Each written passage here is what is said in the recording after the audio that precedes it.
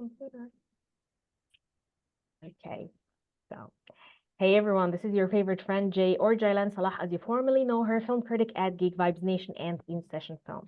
Today, I have one of my favorite friends and podcasters, host of the Women in Session Film podcast. She's like also a horror author. She writes all those amazing retro reviews.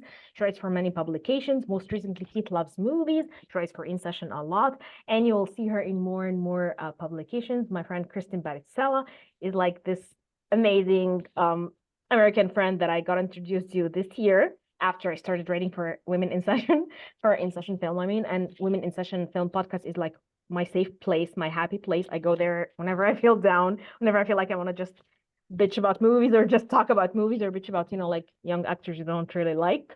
And now, because it's Pride Month and because we have a very exciting and sexy film to talk about, we have Bound by the Wachowskis.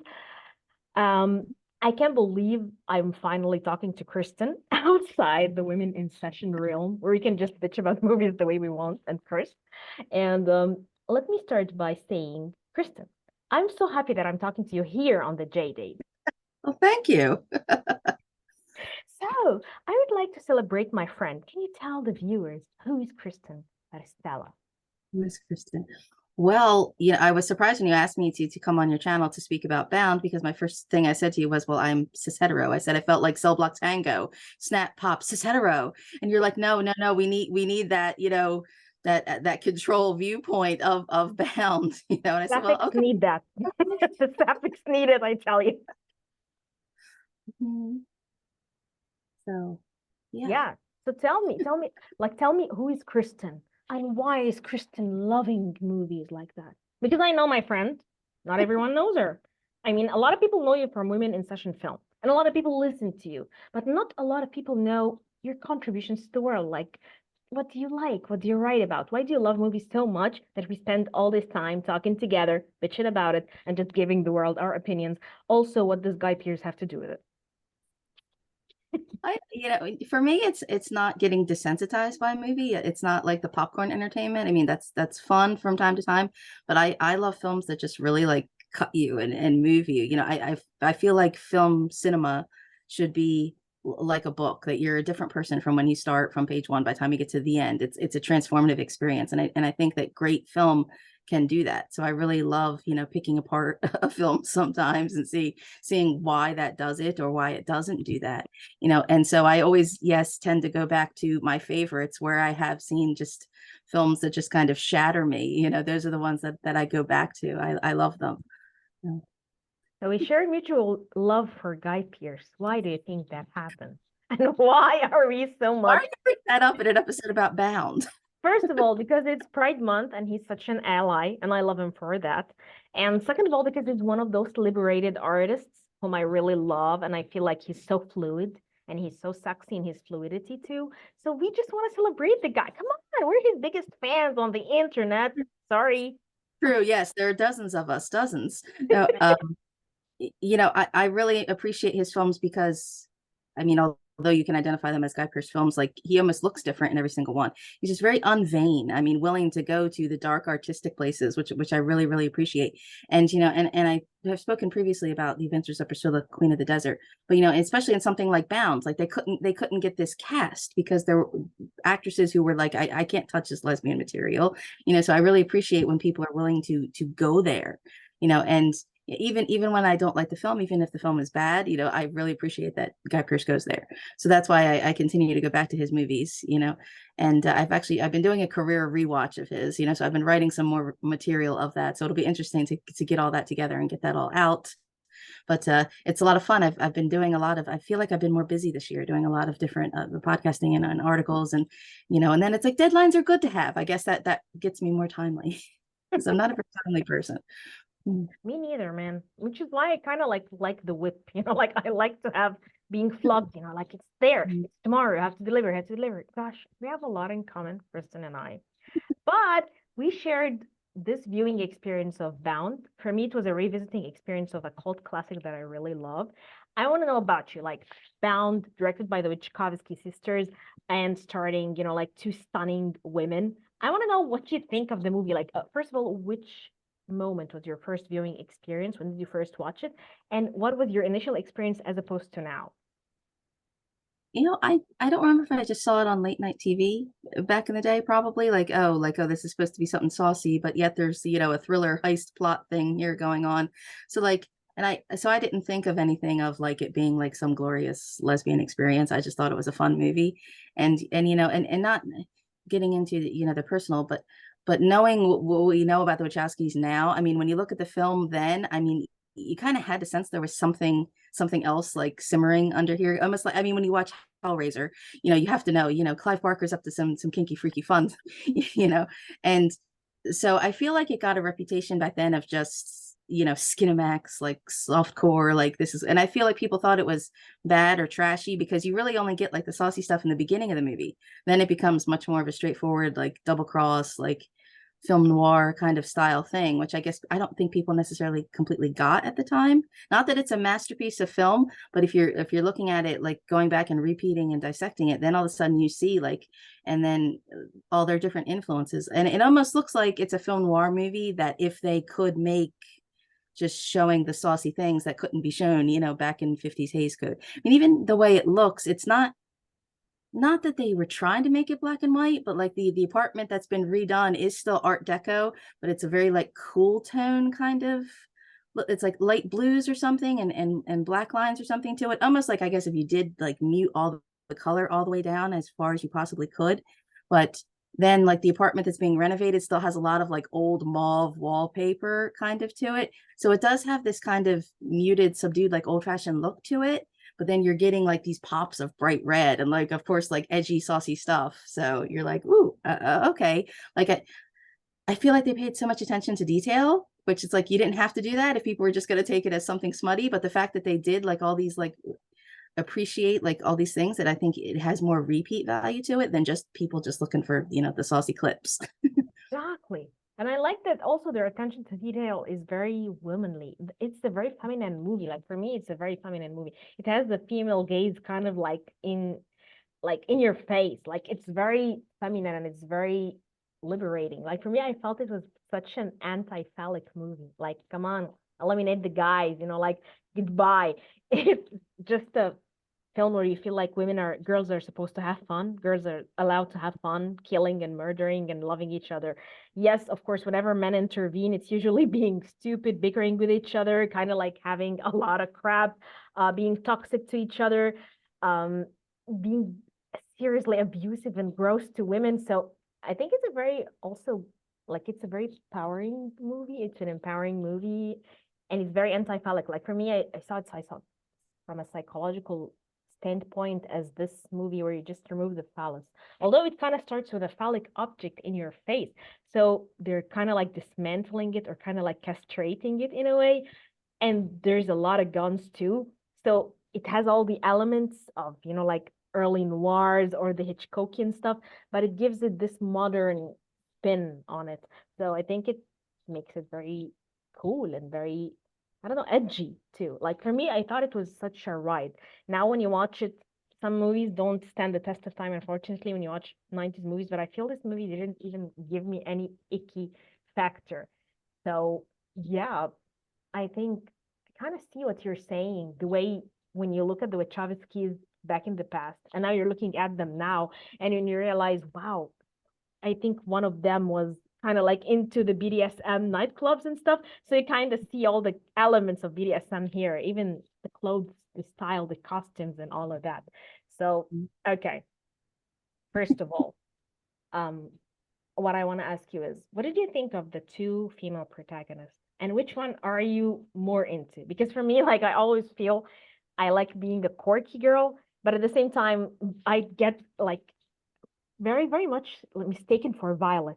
So do you feel like you're quirky or you're we should have this quiz sometime. Like, are you quirky or Violet? And I don't know. explain. I mean, it's weird to say. I mean, I like them both. You know, just the whole opening setup. I mean, first we see them nice, saucy in the elevator. And then when I feel like people don't realize that this movie is meant to be kind of funny or dark comedy or satire on like the noir or the masculine movies.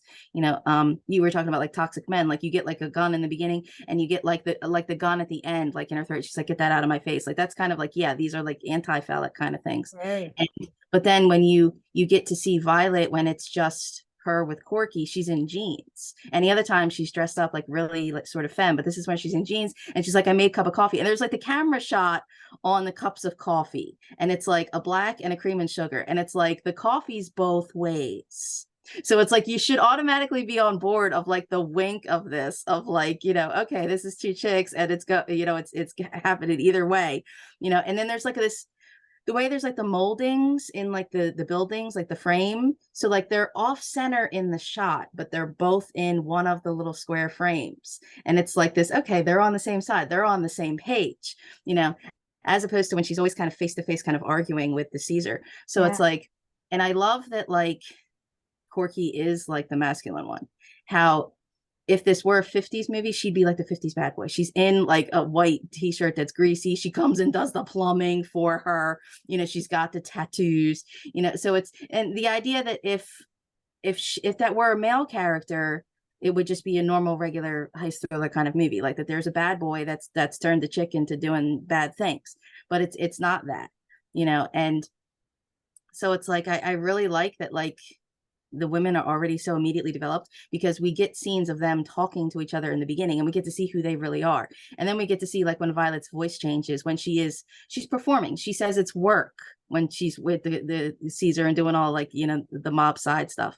So it's like we get to see who she really is when she's talking with Corky, which I really appreciate. And it's not like a big, like the whole movie is not about answering questions of who's bisexual or who's lesbian. Like there's never anything like that stated. You only get very few outside scenes, and you get like the one like club scene just for the excuse of, in order to get Corky to say yes, she's done 5 years in prison or now she's out, and you get to see her truck.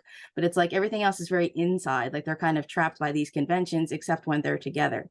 So it's like it's very cute and sweet. And then of course you get symbolism of like the hands on the flower wallpaper and everything. So it's very sensitive, and it is, I could see why, you know, teens in the 90s were so excited to see this on late night TV.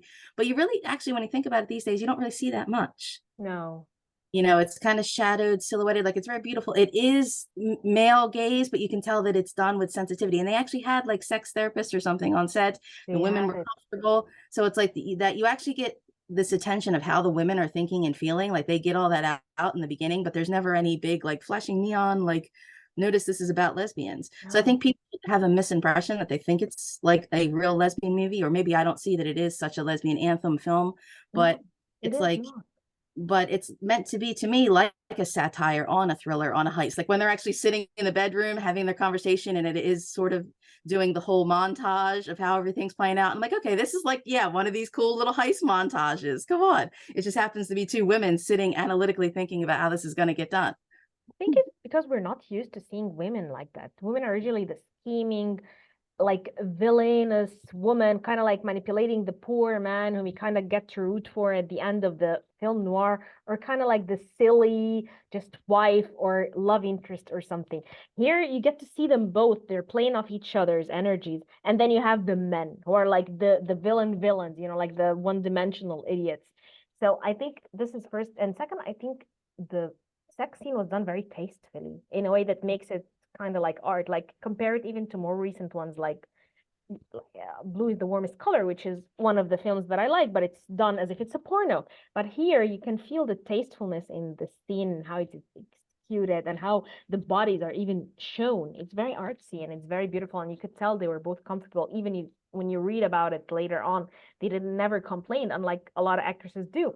And what I like is in this sex scene, as opposed to the first time when Violet is seducing Corky, you could see how Violet has evolved as a person, and she's now more dominant over Corky, and she has her fingers in her mouth, and that's kind of very sexy and very stimulating. So the idea that they can even shift powers in their relationship, it tells you a lot. It's not even a traditional who's dominant, who's submissive. No, they're both in love, so they can do whatever they want. So you feel like this is a very liberating and very just, I don't know, sexually positive film for women, because it's like they're just shifting positions, they're doing this and that. You don't have a stereotype for them. You don't have a box where you can place them. Is she good? Is she bad? Even when kind of like in the beginning, Corky a little bit judges Violet for what she does. Like, are you a lesbian or are you what? Why are you doing what you do? You feel like as the movie progresses, she kind of like lets go of her judgments and of her prejudices, and she starts more letting Violet into her world and accepting Violet. So I like that. I like the idea. And I also like the hands all over, where you could feel all the beautiful hands, like whether it's Violet's with the nail polish that is very striking, or when they're cutting fingers throughout the movie, or when she's caressing, like Corky caressing Violet's breast, or when they're just touching stuff, Corky's plumbing work. I think hands have a very crucial part here, and it's such an object here that it has a life of its own. And at the same time, it's very, I think, old school filmmaking. Like the Wachowskis were very innovative and I think very ahead of their times. When you think about this movie and it's done in the 90s, there is nothing that has been like it before. You could imagine these two when you see them making The Matrix, like, okay, I can expect that. I can see that because you've seen a very revolutionary film for the time. So I want to know, where would you place it in terms of your favorite Wachowski? Because I know you're a big Matrix fan, right? Yeah. Okay. I love Matrix, but I don't, the sequels, I guess I don't progressively love. Okay. Why? And I feel like Cloud Atlas, I feel like should have been like a TV series. It's just, I feel like are they better in long form because they've got so much to say. So to me, Bound is, yeah, I think you definitely have to see it. The same way, like I would postulate, I've spoken with you previously of like, see Johnny Mnemonic, before you see like other Keanu kind of things. I feel like you do have to see the precursor just because there's so much leather, there's so much red, there's so much visual like symbolism with all the squares and the boxes, like the bed squares and the closet squares. Even the bullets. Yeah, like at the countertops and like the deco, like square, like furniture and everything. And the men in the 90s were that boxy suit kind of style that everybody did wear colorful things. So the men are flashy with earrings, but it's like the fact that the men are more flashy than the women, like they're all about the talk and all about the show and they're mobsters, and they are the ones who end up more hysterical and screw everything up, And it's like, yeah, the idea of like her like hands, how symbolic hands are of like the tools, but then when she drops like the drink, because that's such a play on like that 50s thing of like, oh, the woman has to be like that old joke of like the man could never see the woman, like she has to get up early and make sure her hair is done or makeup, like he can never see her in curlers without makeup or something. The idea that she's like ready home waiting for a drink, but then it's like, oops, that's what throws everything out in kind of the chaos. So it's like I really think you do need to see the Bound as a precursor to everything else like the Wachowskis have done, because there's just so many like little nuggets. And I think I mentioned this to you previously of like the idea of like it's a satire, but like the spin on all those like masculine things that we thought were like so staple of film noir, but is film noir actually in fact very feminine? Because it is always, there's a femme fatale. You either are doing it to help like the innocent dame, or there's like the vixen who always throws like the loop and everything, and here you have two women who are being both at the same time. So it's like it's really interesting. Like I love when he gets to the end, she says, we're not different. Even in the beginning, yeah, she's asking questions of like, well, she had partners, she got caught, she was betrayed, she was in prison, and that she's doing what she had to do, in this relationship. 5 years, like 5 years seems to both be a big number for them for some reason. It's not like the men's 7-year itch, the idea that women are already over it, kind of. I mean, hello. 5 years. Damn, you're too long, buddy. Get out. Like, when they first have like their scene, and it's just like the rose tattoo, and like they're up in each other's faces, and it's like focused on her lips, and it's like you get the impression of that, yeah, maybe she is still doing what she would kind of call the work, like this is how she seduces someone. And again, what we see in film noir of like, you're paying attention to the dame, you're not noticing if she's, pulling the gun out of your pocket or something, or stealing, nicking your wallet or something. Like the idea that like the honeypot is meant for that distraction. And then, yeah, once she's over that, she says, yeah, no, I've always been with women, and this is my job. So I love that those little pieces keep going like throughout the film, even when you don't see Corky so much because she's just simply on the other side of the wall. Like it's almost like she is like the hidden thing waiting, compared to if it were like a more romance movie, if Corky was a man, where it would be more about their love being so strong that they're trying to get out of this criminal world. And it's like, well, but that's not the focus of the movie in a way. Like, we're still playing out through the heist of like the men being stupid. All the men are screwing everything up, and then I love when like Vegeta, she's like, he pretends he doesn't speak English or understand it, and he's just like domino when like Joey Pants is shooting everybody, and I'm like, it's so funny, like he's like the give it to me. And then of course you do get, even though it's from a distance, you do get bullet penetration in the man, like it's the reverse penetrations. And then there's a lot of red and there's blood, but then there's also like the blood on like the white toilet, and like you see like, yeah, the hands like getting chopped. But like when you think about it, there's actually not a lot of violence. I don't know why the movie's criticized for violence, but then you get like the white also like paint splatter. So is it like, I feel like it's blood and fluids mixing together in reverse ways? This is, I think, why it's criticized for the violence, because the violence is very anti. Like, you don't see the men. It's not the Scorsese violence or the Quentin Tarantino violence. It's such a feminine kind of violence. Like, men are bleeding, like menstrual blood. It's like men are being killed, like, and they're kind of like spluttering all their blood on white sheets, on white paint, on white walls, and the money is covered in blood. Is it?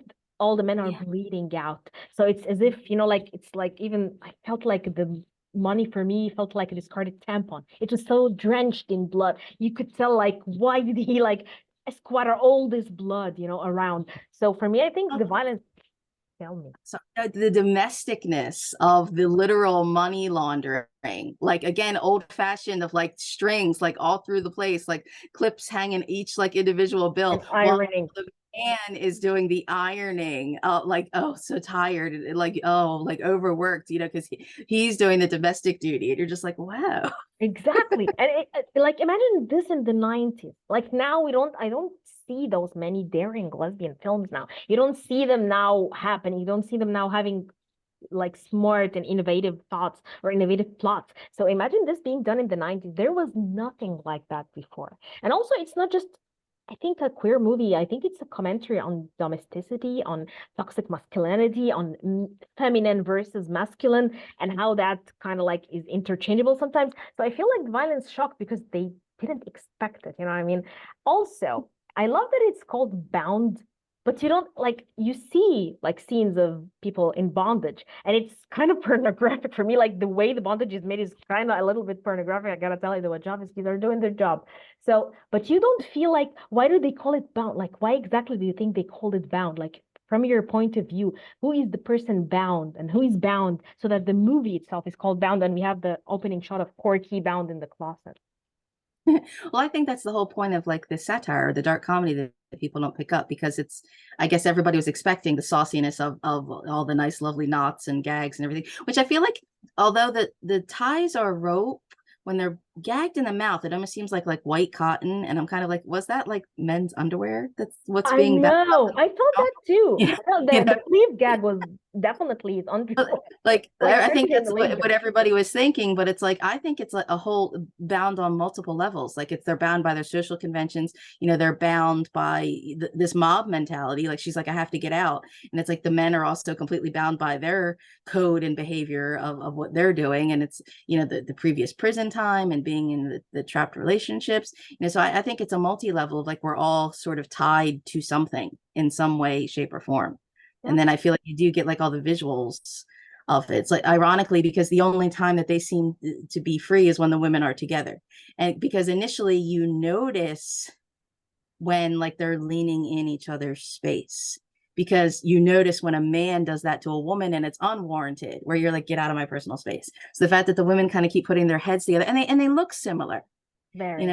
Which I think is intriguing. Like, it wouldn't be that much more difficult for Violet to sort of straighten, flatten her hair and have like that boy kind of style, or for Corky to sort of fluff hers up and be feminine. So it's like the way that they seem to be able to evenly trade is also like really intriguing, where the men can't do that. No. Where the whole point of like the heist is trying to who's set up, who double cross which man, and who set up each thing. And like they can't, just kill and replace each other, because there's a certain hierarchy or something. So there's like many tiers of this kind of who's bound. And at the end, like each man is flirting with her, and the men oh yes, there's Caesar, which is he's just a middleman mob person, but yet he has like such a badass name. But like there's a Shelley and a Johnny, which it could almost also be feminine names with these Yeah. men. So it's like, and each one of them is hitting on Violet all the time, and like even at the end, Mickey is like, oh, I'll take care of you, and like it never occurs to them that the woman can take care of herself, Especially which Violet. is that our social bind in itself. Yeah. Especially Violet. Like when you think of Violet and how smart and tactical she is, and when you see her even compared to because this is why I tell you, like, if you like him a Corky, Corky is more upfront, like in your face. Yes, she's really smart at her job, but she's not as sneaky as Violet. She wouldn't have survived this world pretending to be docile and very obedient and submissive while she's has the fire inside and maybe wants them all to die. So when you think of how dismissive they were of her, they would never imagine that this beautiful dove would do anything, would hurt, would even steal money. While if it was another situation and it was Corky who was with Caesar, they might have suspected her like immediately, which tells you a lot about the double standards. So I like that they played on that too, like Violet, Violet, poor Violet, you're so sensitive, sweetie. And she has cold blood, like she would see murder and stuff, and she would scheme and she would set people up, send them to shit. So yeah, I like how they kind of like shift our perspectives and kind of like play with our perspectives of women and stuff like that too. Like when they're first in the apartment and they're getting saucy, and again she's Corky's the man, and the plumber getting her earring out, come over to fix her plumbing, and you get that level of just her skirt hemline, stockings, and they're all on the couch. But then when Caesar comes and interrupts them, at first he's all hey hey hey, and then he's like, oh wait, it's another chick, and he's completely unbothered, and he is kind of talking to her sort of man to man, like, hey, what time were you in for, yeah, here, take the money for helping, like. But then like once it's all revealed at the end, then all of a sudden like his toxic comes out, he's saying all the derogatory terms, and like, I should have known, I knew I shouldn't trust you, Yeah. but then before he discovers that, he does suspect, all of a sudden say to Violet, like, oh no, maybe it was you who set me up. Maybe you were lying about Johnny, and maybe you are trying to double cross me,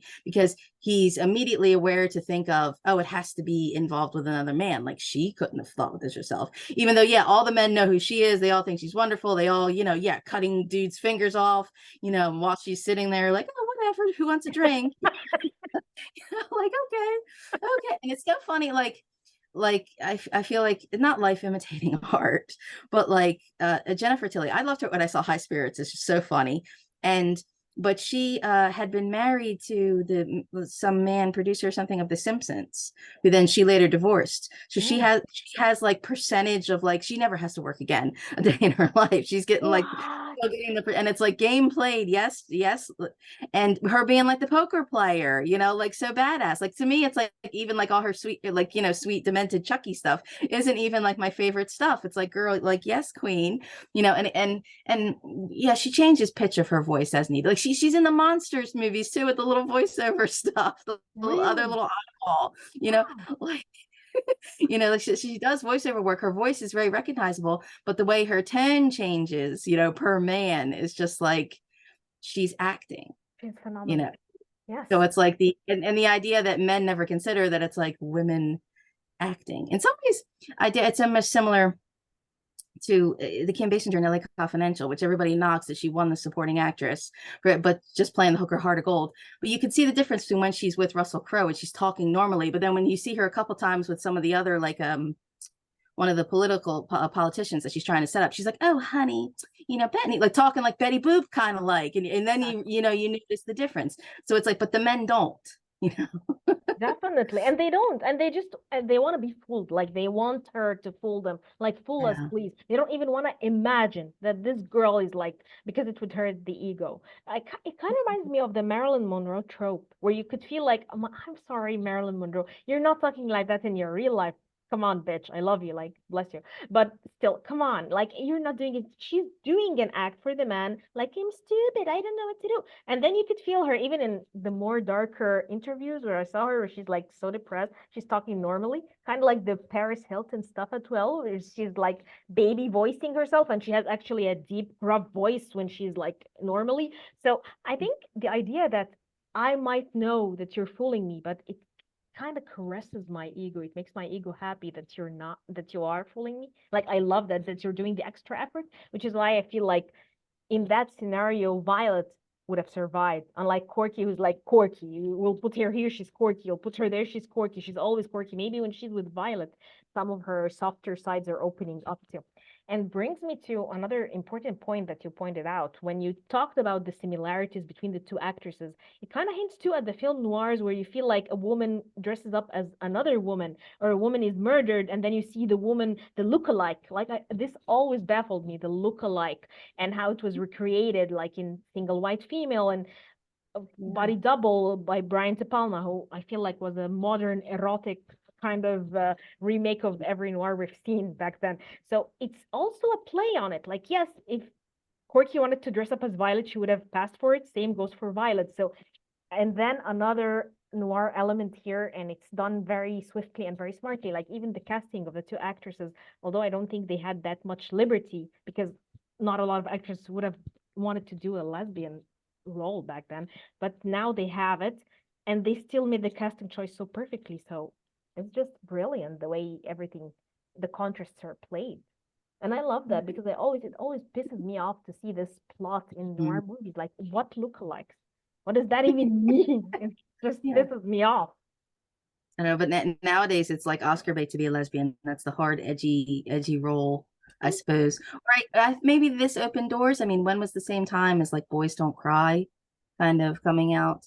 You know, like this. I feel like was it more an easier gateway for women's or lesbians parts to kind of come to the forefront first? Because well, even now we just had, you know, spoiler, we just had like Doctor Who kissing and people were freaked, you know. So it's, or this was shortly thereafter, I think at some point we had like the first like female kissing each other in Star Trek was around this time. So it's like I feel like I don't know, the titillation of it I guess was more easily acceptable at the time. As scandalous as it was, people were excited or tantalized by it. Yes. You know, definitely. And I feel like it's done now for shock. I don't know, for the internet to talk, probably for shock factor, but back then it was more of a liberation. It was more of a going beyond, you know, like the heteronormative talk, the heteronormative roles, going beyond, you know, like the hetero relationship. So it was more fun, but also more liberating and revolutionary because it was done in a very like it was a static time where you could know and you could expect, anticipate. But now I don't know, like I think the shock factor is let's go and dress more, let's do more nudity, let's do more threesomes and orgy scenes. And then you start getting so kind of like numb to it, you know, like nothing affects you anymore. Kind of like desensitized to violence. It's the same, desensitized to nudity, because I've seen a lot of it. Now I feel like when people are saying, you know, enough sex scenes, I'm like, guys, I skip sex scenes because they're boring. Are you saying they are boring? Why would I watch a sex scene with two actors I've seen a lot of? And I don't know. today it's like one extreme or the other. Everything is either like all totally like smutty, supposed to be scandalous, shocking, or everything is like crude and chaste or something. It's like there seems to be no realistic in between. And it's like I guess Bound maybe could have been a bigger, more popular movie if it had more saucy stuff, if it had more all big, crazy action, cool stuff. And the fact that it doesn't do that again is maybe what's a little more of the feminine gaze appreciation of it. Like even like when you do finally get kind of out of two apartments, there's so much duality or yin and yang. Even like there's so many overhead shots where like they're panning over the wall, or you're seeing like again that inlaid sort of floor pattern. Like everything seems kind of intertwined and tandem. But when we break out of the apartments, we're going up and down elevators or we're up and down stairs, very Hitchcock type of things. But it's like the idea that like when Joey Pants is in the chases and everything, you're never considering which woman is where or which one has the gun, or he forgets, you know, where it's like they're not that they're one and the same. Not that that's when you become a couple, that's a good thing that people begin to look alike and one and the same, but that they're in this together where he's the outlier one.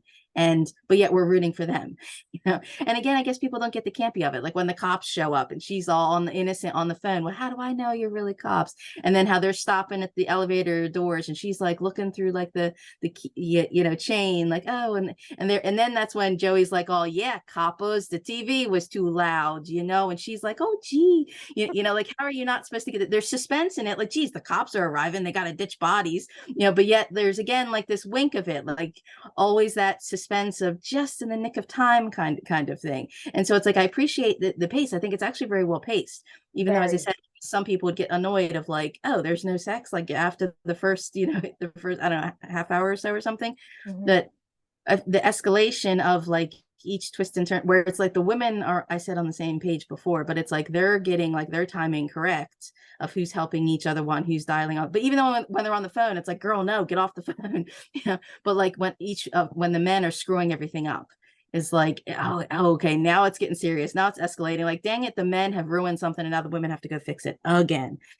And it's even like you've seen it in other movies where it's always women who are doing the fixing and men are screwing it up. So it doesn't feel like, yeah, this is a lesbian movie, so we're gonna do that. No, it feels like such natural thing to show, like how women are the nurturers, the carers, the ones who always bring things together, and men are more chaotic and stupid. So it feels like even here, it doesn't feel forced. It doesn't feel like we're pushing it. You know what I mean? Like for kicks. So I love that it comes kind of naturally. I feel like have we seen the opposite in films where there has been a woman who's kind of been in a heist, who's kind of been helping out, and then you get like a twist of, oh, it's her screwing everybody and walking away with, the loot at the end, and it's supposed to be like the big shock twist of like, oh, oh, she was the badass who, won the day, like, haha, nobody saw that coming. But it's like, yeah, did we? Wow, did we see a movie like that? I I saw a feel movie. like that's probably been like the MO of a few movies of where there's like a final double cross of maybe where it's like, yeah, a girl or a girl with another dude that you didn't expect. That's what I know it wasn't written as a man, but if you look at the movie with Corky being the man, all of a sudden it does make so much more sense that, oh, she'd been like this mob girl and now, oh, she's like the bad boy He's now a instead. bad boy. And of course, she gets the cool truck at the end. And the ironic, like, there's only a few of them because I guess they couldn't afford anything. But like, she's a lady, and there's like other like rock and roll, like a couple lyrics each time, where you're like, you have to know that this is like funny. Of like, Exactly. watch these girls screw this dude. They're sticking their tongue out at us all the time. Like you could feel Mhm. that they're playing us, they're winking at us, and it's done very smartly, very intelligent. I like that. I don't know. For me, I feel like this is a very feel good movie.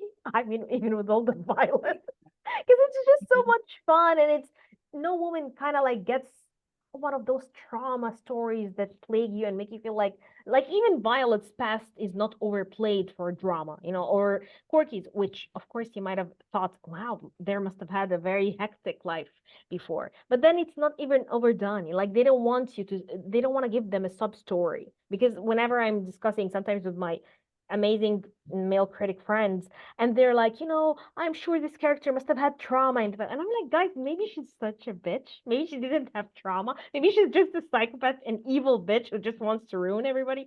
So I kind of see that as something very fun to watch. Instead of you saying, oh yeah, she's talking about, like her uncle who abused her or whatever happened to her and blah blah. Yeah. Yeah. So it's so much fun that it's even kind of dismissed. Like I feel like they just want us to get into the meat of things, and at the same time they don't want to torment those women in front of us to make them martyrs or something. Like they're just in it for themselves, her and her, like Corky and Yeah. Violet. That's how usually the cliche movies are. We have to see something bad happen to the woman in order for us to appreciate that, oh, now she's going to get justice later. And yeah, now you go, girl. Like this idea that the woman has to be empowered because something bad has happened. It's like, well, maybe the woman just wants to be empowered because she wants to survive and wants to, move up and be bigger and better. And Exactly. again, if you're saying this was like 94 and that 5 year thing, and I think feel before that like the 80s didn't really kind of end till like 92. So we're into like grunge at this point. But if you're talking about them being like out lesbians in like 88, and you're like, oh, okay, that must have been a tough time. You had to know to go to the right bars or right places or something, where they're in like San Francisco or something, the right time in the right place, otherwise, because she even says that like one of the mob dudes like says he's seen me with women, but the implication that it must have been like a fun 3 thing or something, or it must have been something he sanctioned for his enjoyment, not caring whether if she was into it or not. Yeah, Yeah. definitely. Okay. So, are you gonna recommend Bound to your friends, to your listeners? Because Yeah. definitely it's such a cool I, movie. I guess I feel like at my age, like I said, like I said to my husband, he's like, yeah, it's an okay movie, but I mean, he, if you see it so many times, or again, like I said, he had a whole generation who this was, the soft core kind of before, mass internet, The red now, dream. you know, um, so I wonder if there is a whole generation that hasn't seen this, who maybe can't understand like the time. But looking back at it now, I feel like, yeah, maybe this generation would get that it's like that it's a lark, that it is a heist, that it is like a lampoon of what, as much as it is like a girl power, it doesn't spend so much time being like girl power, like active. Not that Exactly. they're passive, but it's like if you get it, you get it, and then like you're in for like the fun ride, and it's like And because you're in it's for the also smut Joey too. Like Pants. it has like very, very little smut, but you're in for it. Like you're gonna have fun. Yes, it's not gonna be throughout the movie. This is not, like Blue is the Warmest Color or any of those modern lesbian dramas, but it's also fun. And it's not a period drama where you have to lift the woman's skirt or dress to just like, Mhm. oh, and she's like there shaking and violently. No, no, no. It's just very chill, very cool. People are in jeans. Stop it. So yeah, it's just I think it's a lot of fun and I'd recommend it to a lot of people who haven't seen it, I even would younger. say almost like a good double bill. I would have to say Bound and Showgirls. If you get to see the Yes, best of yes, Show, the best of all worlds. Please enjoy. like this is what happened to like Corky before. This is why she did time, I guess.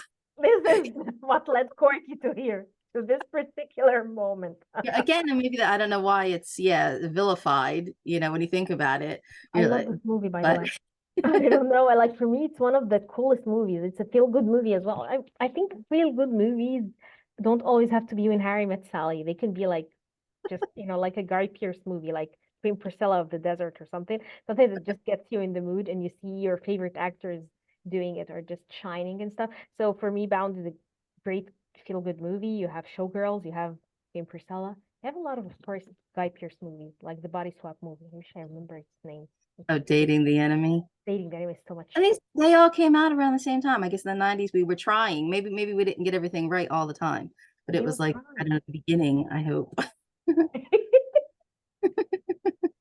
And again, I guess, people don't realize, I mean, I had teammates who were terrified, terrified that they would be found out, they'd lose their jobs, they couldn't adopt kids, they couldn't marry, they couldn't, there was no sort of legal way to get like true partnerships and to make sure that they would get, their benefits and everything. Like it was, a very scary time, So I guess, I mean, people don't remember that or know of that anymore these days. I mean, now I'm so surprised when I see like HIV pill commercials on TV, like, oh, ask your pharmacist for like the latest pill that you can only take once a month. And I'm thinking, wow, now we advertise it on TV, How times are. to, everything that everybody went through with once you had HIV, you were going to die. Now the idea that it's no longer a death sentence, I mean, is still sort of a radical thing that I guess new people don't appreciate these days, which, No. is kind of sad. So then it's like going back and look at these movies and saying, yeah, you don't understand how edgy they were just by talking about their subject matter. Like this didn't have to be a movie that was all out and out. And so maybe it looks tame today, but it was like, but at the time, this was a very provocative kind of film. And the idea that maybe it's even more brave or braver or just, like more badass. The fact that you have it just playing the lesbian theme as part of the movie. Like it's not a movie for gays. It's not a movie, LGBTQ movie. It's a movie with two lesbian characters, but it's a heist movie. It's a neo-noir movie. It's a dark comedy. And we just happen to have. I think this is even more badass. This is even more revolutionary. The idea that you're just doing it. You're not creating the plot for the gay characters, which kind of sucks sometimes when you feel like you're being pushed. So I think the younger generations or people now should. I'm not like trying to imply that I'm ordering people. You should appreciate it. But I think when someone is a cinephile and you're studying the history of cinema or trying to see how things have progressed, you might be surprised at how you would appreciate something like that. The liberty and kind of carelessness that it was done with, like just as if they're leaving their hands. Their hands are not bound while making this movie. So just watch it and enjoy it, I guess. And it's a fun movie to watch during Pride Month too. So yay you. Mhm. Yay. Okay. Kristen, where will people find you and what are you writing next? And this is something that I stole from you, by the way. You always ask Um, me these questions. well, my blog is I think there for a review. It was a title I came up with like a very, very, very long time ago. Because I just was looking up an article from 2007 and I was like, whoa, okay, that's a long time ago. So it's just there for a review on Twitter is a little easier handle. So what did in session film, actually I just had Stand By Me, I think was the last one that I just had. And I had an article about Dark Shadows at Keith Loves Movies as well. Dark Shadows is another thing you could get into about the whole kind of camp wink of it at the time, you know, the 60s, you know, New York theater scene. You know, there's a whole, you know, rainbow audience that can come to Dark Shadows as well. So I really love Dark Shadows. I enjoy writing about that. So and K-Bats Crafts on Instagram if people are done with Twitter, with not with a Z. Yeah. That's what my grandfather used to call me, the little bats. So I was like, The hey, you little know what? bats. Our Wow. bats. I'm like, okay, I'll be K-Bats. So And there's R bats too. Yeah, exactly. yeah. Do we have So J there bats? you go. Let's see. Maybe I can be J bats for some reason. The J of the bats. Hmm. Okay. So, watch Bound, enjoy it, enjoy the sexiness of it, enjoy the feminine liberation of it, enjoy the lesbianism of it, and I hope you enjoy our episode and tell us if you want us to talk about other movies, just contact us. Okay, guys? Bye-bye. Bye.